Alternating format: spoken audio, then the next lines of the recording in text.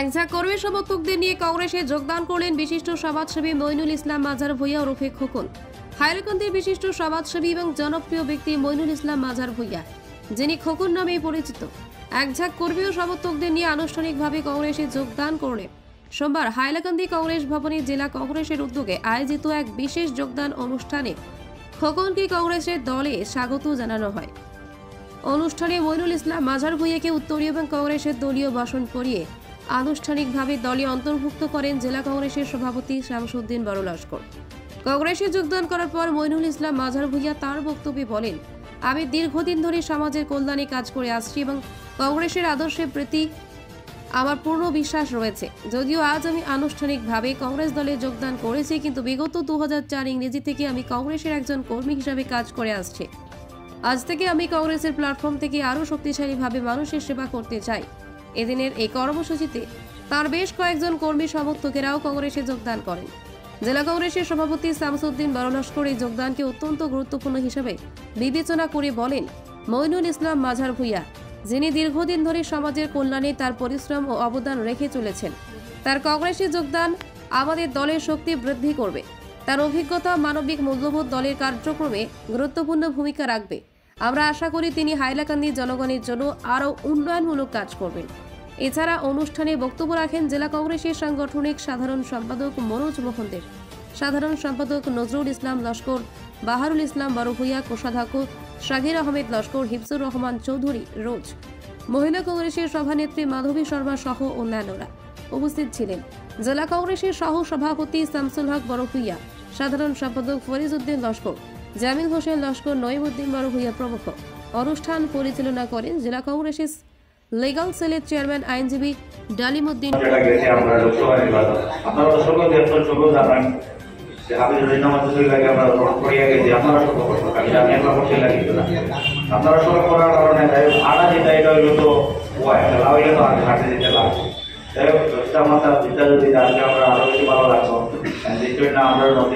ভবিষ্যতে আমরা নির্বাচন, এমএলএ নির্বাচন এবং এমপি নির্বাচন যেটা হইব, এটার লাগে আমরা কংগ্রেসের দিকে আইতে লাগবো। কারণ হইল আমরা ভারতবর্ষ দিক যাই না, কমসে কম আসামের দিক দেখলে, হাইলাকান্দির যে আমরা পরিস্থিতি যেটা এটা দেখলে আমরা কংগ্রেস ছাড়া আমরা কিছু উপায় নাই।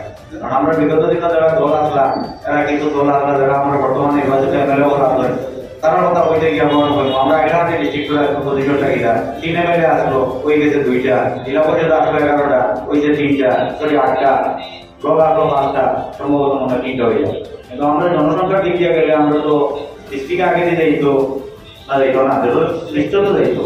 কিন্তু আমরা 1974 যদি আমরা দেখা গেছে এমএলএ সিট হয়েছে 3টা, আজকে 2024 হয়েছে এমএলএ সিট 2টা, আর 40 বছর বাদে আমরা হাইলাকান্দি ডিস্ট্রিক্টের ডিভিশন হয়, কিন্তু নেতা আমলের ডিভিশন হয় আগে থেকে গেছে যে এটা ঠিক আছে, কিন্তু দলের ঘরে ডিস্ট্রিক্টের ডিভিশন হয়। কারণ কি শিক্ষার অভাব। আমরা মানুষের উপরে অশিক্ষিত তুলে দিত না, আমরা নেতৃত্ব দ্বারা অশিক্ষিত। আমি কংগ্রেস করি আর এবার রোজটার মতো করছি, যে সময় শিক্ষিত মানুষ পাইছে করছি সেখানে, আর আমি অশিক্ষিত মানুষ করতে ভালো হয় না, মানে নেতার নেতৃত্ব দিতে ভালো হয় না, ও ক্ষেত্রে ভালো হয় না। আর যদি আজকে আমরা ডিস্ট্রিক্ট যদি সব খাটিয়ে যায়, ডিস্ট্রিক্ট যদি থাকে না, আজকে যে সময় 2টা কনস্টিটুয়েন্সি আসলো, 3টা হয়েছে, তখন আমরা যারা নেতৃত্ব থাকলা তারা যে অ্যাক্টিভিটিস আসলো এবং শিক্ষা আসলো, শিক্ষার কারণে ডিস্ট্রিক্ট 3টা কনস্টিটুয়েন্সি হইল। কিন্তু এখন যারা নেতৃত্ব থাকবে তারা শিক্ষা না থাকার কারণে আজকে আমরা এই দুর্ভাগ্য, আজকে 11টা জেলা পরিষদ থাকলো, যদি 15টা হইতো, আমার মনে হয় যে আমরা পপুলেশন আছে, পপুলেশনে 15টা হয়, আমরা যদি ব্লক 7টা হইতো, আমরা যদি এমএলএ 3টার জায়গায় 4টা হইতো, আমরা তো ভালো হইতো না, আমরা ডেভেলপমেন্টটা তো বাড়িতো। আজকে যদি 2 এমএলএ 3 এমএলএ মিলে 30টা রাস্তা পাই, যখন 2 এমএলএ হয়েছেন 30টা রাস্তা পাইবা, আমরা রাস্তার দিক দিয়ে ঢুকবাই, সব দিকে ঢুকবাই। এবং অর্থনীতির দিক দিয়ে ভারতের যে পজিশন আছে, আপনারা কিতাব খুঁজে লাভ নাই, বেগে লাভ নাই, ফাইন্যান্সিয়ালি খুব কন্ডিশন খারাপ। যাই হোক, এটা কারণ এটা অবশ্যই সরকার। আর যারা ফাইন্যান্স মিনিস্টার হইল, আগে দেখছি আমরা আগে যে কংগ্রেস থাকতে সময় যারা যে সময় দিছে, অক্সফোর্ড ইউনিভার্সিটির ছাত্র, কেমব্রিজ ইউনিভার্সিটির ছাত্র, যারা ফাইন্যান্স মিনিস্টার বানাইছে, যেমন দেখা যায় মানে যারা ফাইন্যান্স মিনিস্টার হইল এরা মানে এই ডিপার্টমেন্টেও মানে না। আমরা ভারতের যে রিজার্ভ ব্যাংকের যত গভর্নর দেওয়া হইল, হিস্ট্রির প্রফেসর রিজার্ভ ব্যাংকের গভর্নর মানে রিজার্ভ ব্যাংক সম্বন্ধে কিতাব করতো।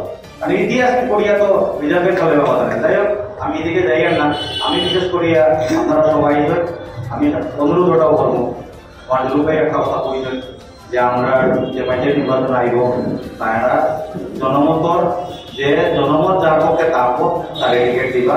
আমি আশা রাখি এটা জেলা পরিষদ যাতে আমি করেছেন, আমি সম্ভবত সেকেন্ডারি হইয়া আজকে যেখানে জয়েন করছি এটা নাই, এর আগেও আমি প্রসেস করিয়ে গেছি। আজকে আইছি আমার তারা সব কইতো না, আমি বলছি আনুষ্ঠানিকভাবে আজকে আমি আইন আজকে আইছি।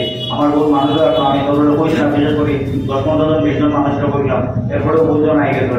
আমার বহু মানুষ রয়েছে, ইনশাল্লাহ আমি নেক্সট টাইম যে সময় আইমো আশা করি আর আমার লোকে করিয়া যদি আমি ডেট দিয়ে মানুষকে কইয়া সাইফ হাজার মানুষ লইয়া আইটাম বার হইয়া আছে। আমি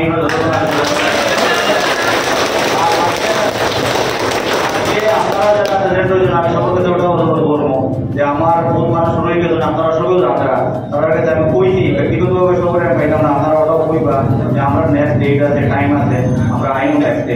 আর আজকের লেগে তারা মানে মনোদুঃখ রাখতে না, কারণ আমার প্রতি বহুত মনোবতা জমা গেছে, আমরা এটা কই না, আমরা এটা যাওয়া লাগে না। আমি তাদের ওটা বুঝাইয়া কইছি, বিশেষ করে আমার নুরু ভাই বাবা তাকে ভাই তারা সকলকে বিশেষ করে পর বাদে তারা বলছে একটা নাম আনুষ্ঠানিকভাবে আমি বলছি 100 বার যেহেতু আপনারা আয়োজন আপনারা ধন্যবাদ জানাইয়া যদি আমার কোনো ত্রুটি হয় আপনারা মাফ দিবা। আসসালামু আলাইকুম, নমস্কার।